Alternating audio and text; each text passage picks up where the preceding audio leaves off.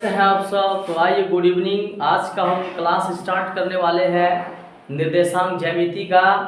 तो आप लोग ज़्यादा से ज़्यादा चैनल पर जुड़े और चैनल को सब्सक्राइब करें। अभी पढ़ने का आपको अच्छा मौका है। आप लोग जो है मोबाइल फ़ोन में, क्योंकि एग्ज़ाम बहुत नज़दीक है, तो आप लोग मोबाइल फ़ोन में जो है ज़्यादा से ज़्यादा पढ़ाई का जो मटेरियल है उनको देखें, फालतू का समय रील देखने में बर्बाद ना करें। तो आइए हम चैप्टर को स्टार्ट करते हैं। एक्सरसाइज 7.2। थोड़ा सा आज लाइट का अभाव है। 7.2 एक्सरसाइज हमारा होगा आज। कक्षा 10 आपको पता ही होगा, कक्षा 10 चल रहा है और ये 7.2 एक्सरसाइज है। तो आइए क्वेश्चन नंबर 1 से हम इसकी शुरुआत करते हैं और बहुत ही इंपॉर्टेंट क्वेश्चन है। 1 नंबर में कह रहा है, उस बिंदु का निर्देशांक ज्ञात कीजिए जो बिंदुओं -1, 7 और 4, -3 को मिलाने वाली रेखाखंड को 2:3 में बांटता है।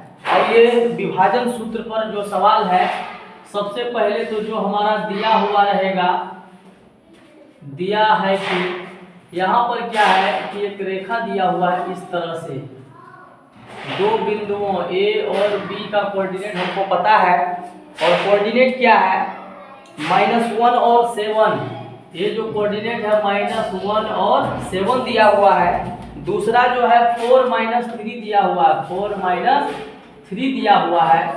तो आइए अब कह रहा है, इसको जो है एक रेखाखंड, जो एक रेखाखंड P है, इसका कोऑर्डिनेट होता है x और y। ये क्या कर रहा है, इसको m/n में बांट रहा है। किसमें बांटेगा, m/n। यानी कहने का मतलब है ये आपका जो बांट रहा है ये 2:3 दिया हुआ है। क्या दिया हुआ है, तो हमको यहाँ पर जो क्या सब चीज का मान मालूम हो गया, x1 y1। x1 कितना है आपका -1 और y1 क्या है 7 और x2 का भी वैल्यू यहाँ से 4। y2 कितना हो गया -3 और mn कितना हो गया, m हो गया 2, n हो गया कितना 3। ये मान लिए वैल्यू। हमको निकालना है xy ना, तो p का निर्देशांक हम लोग ज्ञात करेंगे। जो माने हैं p बिंदु माने हैं, तो यहाँ भी क्या लिखेंगे, p का निर्देशांक बराबर। तो फॉर्मूला आपको विभाजन सूत्र बताया गया था, mx2 प्लस nx1 बटे क्या m प्लस n और my2 प्लस ny1 बटे m प्लस क्या n हो गया। m प्लस n के जगह m1 m2 भी हम मान सकते हैं। तो आइए वैल्यू को बैठाते हैं, आप आराम से हल करते हैं। m का मान कितना है 2, x2 का मान कितना है -3 प्लस n का मान कितना है 3, y2 कहाँ y का मान दे रहे हैं अभी, x2 का मान 4।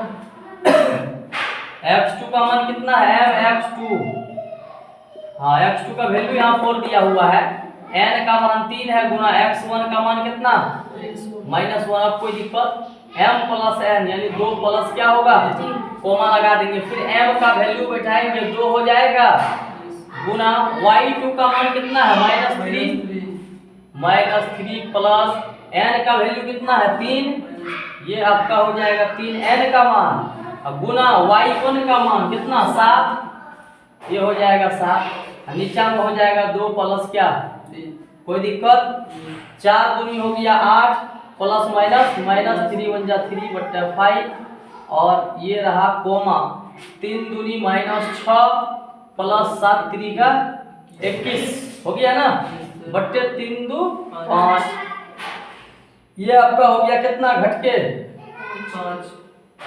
5 बटे 5। इधर हो गया मेरा कितना 15, कितना हो गया 15, 5 किया 15, 5 एकम 5, यानी 1 और क्या निकल गया 3 निकल गया। ये किसका निर्देशांक है, p का निर्देशांक। तो यहाँ लिख देंगे, अतः p का निर्देशांक 1 और क्या है, यही आपका आंसर हो गया। आई होप कि आपको सवाल अच्छे से समझ में आया होगा और जिनको समझ में नहीं आया हो तो वो कमेंट करके बताए और जो है हम फिर से समझाने का इसको प्रयास करेंगे, क्योंकि इस टाइप का सवाल जो है एग्जाम में पूछा जाता है। तो आप लोग तो आइए हम लोग सवाल नंबर 2 पे चलते हैं। सवाल नंबर 2 कह रहा है आपका, यहाँ पर भी देख सकते हैं, बिंदुओं 4-1, 2-3 को जोड़ने वाले रेखाखंड को समत्रिभाजित करने वाले बिंदु का निर्देशांक ज्ञात करना है। तो आपका 2 बिंदु दिया हुआ है ए और बी का, इसको 3 भाग में जो रेखा बांट देगा उसी के बिंदु का हमको निर्देशांक ज्ञात करना है। तो यहाँ लिखे हैं P और Q क्या कर रहा है, इसको कितना भाग में बांट रहा है, 1, 2 और 3 भाग में लिखेंगे यहाँ। चूंकि यहाँ लिख देना है थोड़ा सा, चूंकि रेखाखंड ए बी को बिंदु P और Q समत्रिभाजित करता है। क्या करता है, समत्रिभाजित करता है। समत्रिभाजित करता है मतलब 3 भाग में बांटता है। इसीलिए हम कह सकते हैं बिंदु P रेखाखंड ए बी को 1:2 में बांटता है। कितना में बांटती है, कैसे, P रेखाखंड लेंगे, इधर 1 भाग, इधर कितना भाग, 1:2 भाग में इसको बढ़ती है। ठीक है ना।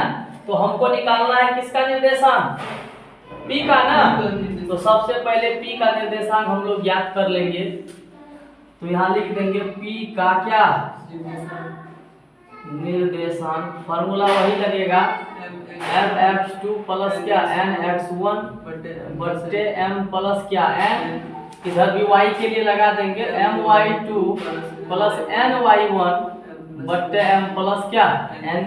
तो अब mn का वैल्यू कहाँ से लाएंगे, ये हमारा mn है 1 और 2 है ना। तो m का वैल्यू हो जाएगा 1 x2 x1 y1 x2 y2, तो x2 में -2 सॉरी प्लस, अब क्या है n के जगह क्या बैठाएंगे 2, ये प्लस है, 2 गुना x1 का मान कितना 4, यहाँ पर हो जाएगा 1 प्लस क्या 2, और इधर m का मान फिर 1, y2 का मान कितना है -3 प्लस n का मान कितना है 2, और y1 का मान कितना है 1 क्या है बट्टे 1 प्लस क्या हो जाएगा 2। अब यहाँ पर देखो डायरेक्ट -2 हो जाएगा, क्या होगा प्लस 4 दूनी 8 और 2 1 3, ये देखो -3 हो गया, माइनस प्लस -2 हो गया, बट्टे कितना 2 1 3, ये देख रहे हैं घट के हो गया 6/3, और ये हो गया -5 बट्टे क्या 3, 3 दूनी 6, यानी 2 और -5/3, ये किसका कोऑर्डिनेट निकल गया P का, कितना 2 और -5/3, ये P का हमको मालूम हो गया, कोई दिक्कत। अब किसका बचा Q का ना। तो एक कंडीशन यहाँ और बन सकता है, चूंकि Q PB का मध्य बिंदु है, क्या है PB का मध्य बिंदु, तो मध्य बिंदु सूत्र भी लगा सकते हैं, x1 प्लस x2/2 और y1 प्लस y2/2, ऐसे भी बना सकते हैं आगे, या नहीं तो अब लिखेंगे यहाँ पर, चूंकि यहाँ लिख देना इसी प्रकार लिखेंगे, चूंकि बिंदु Q, अब क्या लिखेंगे बिंदु Q रेखाखंड AB को, किसको AB को, अब देखो ये Q बिंदु 1 2 3 2 भर इधर छूट गया ना, को 2:3 में बढ़ती है, किसमें कहे कि 2 इधर तीसरा इधर, ये नहीं कि 2:1 कर देंगे, क्या करेंगे सॉरी 2:1 में 3 में नहीं, 1 2 इधर से 2 भाई इधर से 1, 2:1 में बांटती है, क्या करती है 2:1 में बांटती है। तो फिर क्या करेंगे आगे, किसका निर्देशांक निकालेंगे Q का निर्देशांक, Q का निर्देशांक बराबर फॉर्मूला क्या लगेगा mx2, सेम फॉर्मूला हमारा लग जाएगा। तो इधर वाला हो गया, तो हम फॉर्मूला सेम लगा देते हैं, Q का निर्देशांक मिटा दे सबको, ये वाला को मिटा देते हैं, डायरेक्ट यहीं पर सॉल्व कर देते हैं, ये आप लोग लिख लिए होंगे। तो हम डायरेक्ट जो है इस सिस्टम को यहाँ ला देते हैं, उठा के पी के जगह क्या कर देते हैं, क्यू का निर्देशांक। तो क्यू का निर्देशांक में भी क्या होगा, सब कुछ सेम हो जाएगा। एम का मान कितना 2 हो जाएगा, x2 का मान कितना x2 का मान -2, x1 y1 x2 y2 plus n का मान कितना है 1 इंटू x1 का मान 4 हो जाएगा। m प्लस n 2 प्लस 1 यहाँ पर भी हो जाएगा 2 गुना y2 का मान कितना है -3 प्लस n का मान 1 और y1 का मान कितना -1 बट्टे हो जाएगा 2 प्लस कितना 1 हो जाएगा। तो हो गया कितना 2 दूनी -4 प्लस क्या 4 बट्टे 3 इधर हो जाएगा -6 -1 बट्टे क्या 3 होगा ना। ये हो गया 0 बट्टे 3 यानी क्या हो गया 0 इधर हो गया -6 7 नवा जुड़ गए -7 बट्टे 3। तो इसका हो जाएगा 0 और -7 बट्टे क्या 3। यही तो हमारा आंसर हो गया यहाँ पर। क्यू का भी क्या निकल गया निर्देशांक निकल गया। तो आइए क्वेश्चन नंबर 3 को हम लोग देखते हैं। क्वेश्चन नंबर 3 जो है थोड़ा सा बड़ा है और ये क्वेश्चन जो है बहुत सारे बच्चे को समझ में भी नहीं आता है। तो आज हम फुल्ली इस क्वेश्चन को समझाने का प्रयास करेंगे। तो आप लोग ध्यान से देखिए, कह रहा है आपके स्कूल में खेल कूद क्रियाकलाप आयोजित करने के लिए एक आयताकार मैदान ABCD में चूने से परस्पर 1 मीटर की दूरी पर पंक्ति बनाई गई है। एक आकृति है जो कि हम सवाल का फिगर नहीं बनाएंगे, आप लोग के बुक में दिया हुआ है। तो हम सवाल को पढ़ देते हैं। का 1 मीटर की दूरी पर जो है इसमें कुछ पंक्ति बनाया गया है और AD के अनुदिश मतलब होता है AD के तरफ ये जो वर्ग दिया हुआ है ABCD दिख रहा है ना, ABCD यही तो वर्ग है, ABCD एक वर्ग है। कहा AD के अनुदिश जो है 100 मीटर की दूरी पर 1 मीटर की दूरी पर 100 गमला रखा गया है। 1 मीटर का दूरी पर कितना गमला 100 गमला। का पंक्ति AD के 1/4 भाग के बराबर दूरी दौड़ता है। कौन? निहारिका। निहारिका जो है दूसरी पंक्ति में AD के 1/4 भाग के बराबर दूरी दौड़ रहा है और फिर कह रहा है वहां जाके एक हरा झंडा गाड़ देती है। क्या करती है? और प्रीत जो है 8वां पंक्ति AD का ही 1/5 भाग के बराबर दूरी दौड़ता है और वह जाकर के कह रहा लाल झंडा गाड़ देता है। कौन सा झंडा? लाल झंडा। तो कहा रश्मि यदि उस दोनों झंडा को मिलाने वाली रेखा खंड के ठीक आधा यानी बीच में रश्मि को एक झंडा गाड़ना होगा तो वो अपना झंडा कहाँ गाड़ेगा, कौन सा पंक्ति में गाड़ेगी, वही इसमें हमको निकालना है। सबसे पहले क्या है, निहारिका और प्रीत के द्वारा जो लिया गया दूरी है वो दोनों के बीच का दूरी हम लोग लिख लेते हैं, उसका कोऑर्डिनेट लिख लेते हैं। ठीक है, तो सवाल में लिखेंगे, तीसरा नंबर सवाल में दिया है कि निहारिका, क्या लिखेंगे? निहारिका द्वारा तय की गई दूरी यानी इसको मान लेते हैं ए, क्या मान लेते हैं? तय की गई दूरी हटाओ कुछ नहीं। अब सबसे पहले ये बात देखो, निहारिका जो है कह रहा है दूसरा पंक्ति में, कौन सा पंक्ति में? दूसरा पंक्ति दूसरा पंक्ति में 1 2। तो ये क्षैतिज तल है, x अक्ष होता है, पहले x का मान होता है कौन सा पंक्ति में? दूसरा पंक्ति में। तो 2 हो जाएगा x का मान। कहा 100 गमला रखा हुआ है, उसका 1/4 भाग दौड़ता है। क्या करती है? दौड़ती है। तो 100 का 1/4 कितना भाग? तो दूसरा कोऑर्डिनेट मालूम 2 अब 25 चौके कितना? 100। तो यानी निहारिका द्वारा जो तय की गई दूरी है वो 2 और कितना निकल गया? अब है प्रीत। अब देखो कितना सिंपल सवाल है। प्रीत द्वारा तय किया गया दूरी, प्रीत कह रहा है 8वां पंक्ति में। कौन पंक्ति में? 8वां पंक्ति में। जब ये कहा तो इसका जो x का वैल्यू होगा वो 8 हो जाएगा। क्या हो जाएगा? 8 हो जाएगा। और कहा 100 का 5 बट्टे भाग दूरी दौड़ रही है, तो 100 का क्या निकाल देंगे? 1/5। 20 पंचा 100। 8 और कितना हो गया? 8 और 20 हो गया किसका? प्रीत का। अब लिख देंगे निहारिका और प्रीत के बीच की दूरी। क्या निकालेंगे अब? यहाँ देखो कितना गजब का सवाल है। निहारिका प्लस क्या? प्रीत के बीच की दूरी बराबर लगा देंगे दूरी सूत्र। यहाँ निहारिका है, वहां प्रीत है। x2 माइनस x1 का क्या? y2 माइनस y1 का क्या? Whole square. x2 में कितना है? x1 y1 x2 y2 कुछ भी मान लो। 8 माइनस क्या? 2 का होल स्क्वायर। तो 8 माइनस 2 का होल स्क्वायर 20 माइनस 25 का क्या हो जाएगा? Whole square. 8 में से 2 घट गया, क्या होगा? 6 का स्क्वायर। अब 20 में से 5 घट गया, माइनस 5 का ये हो गया 6 का कितना? अब बचे 36। 25 कितना होता है? 6 5 11 5 61 क्या होता है? 61 जो है ये 61 क्या निकल गया? तो आइए देख लेते हैं। दोनों के बीच का दूरी है मीटर। कितना? Root 61 metre. ये डिस्टेंस किसका हो गया? निहारिका और प्रीत के बीच का दूरी हो गया दोनों का। ठीक है।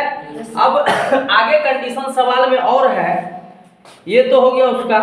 अब कहा उस दोनों के बीच में, दोनों झंडा के बीच की दूरी क्या है? निकाल लिए। कहा यदि रश्मि को एक नीला झंडा इन दोनों झंडों को मिलाने वाली रेखा खंड के ठीक आधे दूरी बीच में गाड़ना है। अब क्या कह रहा है? इस दोनों को जो है एक झंडा बीच में गाड़ना है। किसमें गाड़ना है? तो वह अपना झंडा कहाँ गाड़ेगा? ये झंडा कौन गाड़ना चाह रहा है? रश्मि। तो इस दोनों के बीच का दूरी निकाल दिए कितना?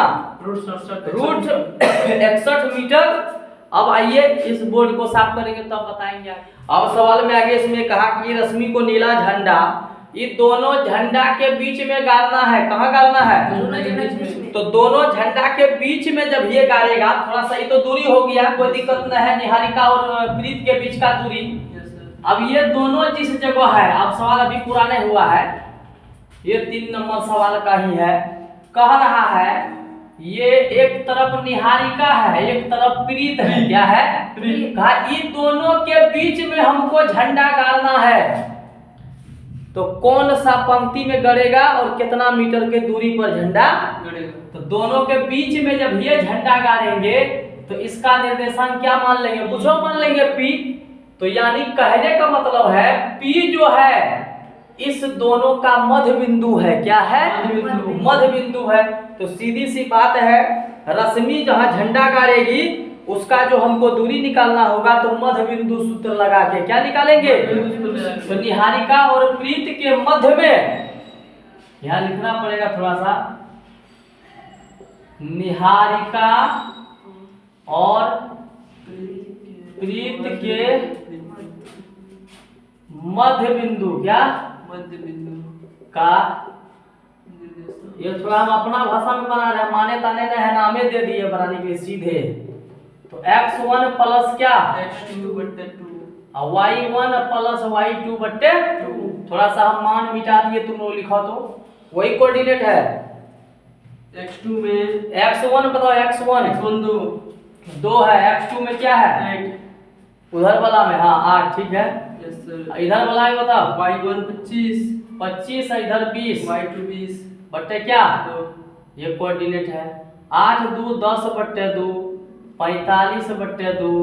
कहने का मतलब हो गया ये 5 है, ये कितना? 22.5। क्या हो गया? 22.5। तो लिख देंगे अतः रश्मि को, अतः रश्मि पांचवी पंक्ति, कौन पंक्ति में? पांचवी पंक्ति। इधर वाला पंक्तिये को लिखते थे। ये पंक्ति है, ये दूरी है। इससे पहले जो निकाले थे 2 और 25 निकाले थे ना दूरी निहारिका का। तो निहारिका क्या किया था? दूसरा पंक्ति में 100 का 1/4 जा रहा था ना, तो पंक्ति में 2 हो गया तो 2x का मान लिखे थे, 100 गुना 1/4 किए थे। तो वही काम यहाँ करेंगे। ये वाला पंक्ति है, ये वाला दूरी है। पांचवी पंक्ति में 22.5 मीटर की दूरी पर, कितना दूरी पर? 5 मीटर की दूरी पर झंडा गाड़ेगी। क्या करेगी? झंडा गाड़ेगी। यही तो हमारा निकालना था, कितना मीटर की दूरी पर झंडा गाड़ेगी। तो निहारिका और प्रीत के बीच का मध्य बिंदु का निर्देशांक निकालेंगे, उसके बीच में जहां पड़ेगा उस जगह उसको झंडा गाड़ना है। यानी निहारिका और प्रीत दोनों का कोऑर्डिनेट मालूम था ना रे? हाँ। तो निहारिका और प्रीत के कहा उस दोनों का जो झंडा है उसके बीच में हमको झंडा गाड़ना है। तो निहारिका और प्रीत के बीच का मध्य बिंदु का निर्देशांक निकालेंगे, उससे पता चल जाएगा कौन सा पंक्ति में जाएगा और कितना मीटर के दूरी पर जाएगा। वही काम कर दिए। तो आई होप कि आपको सवाल समझ में आया होगा। तो ये तीसरा नंबर सवाल भी आपका समाप्त हुआ। वीडियो को आप लोग शेयर करें, ज़्यादा से ज़्यादा लाइक करें, कमेंट करें, और अच्छा लगे तो दोस्तों को भी शेयर कर दे। अन्यथा शेयर करना ना करना वो आप लोगों पे डिपेंड करता है। मैं मेहनत कर रहा हूँ, आपको पढ़ा रहा हूँ, और आप फ्री में मज़ा ले रहे हैं और एंजॉय लेते रहे क्लास का, पढ़ते रहे। इसी तरह का वीडियो आपके लोगों के लिए मैं लेके आता रहूँगा।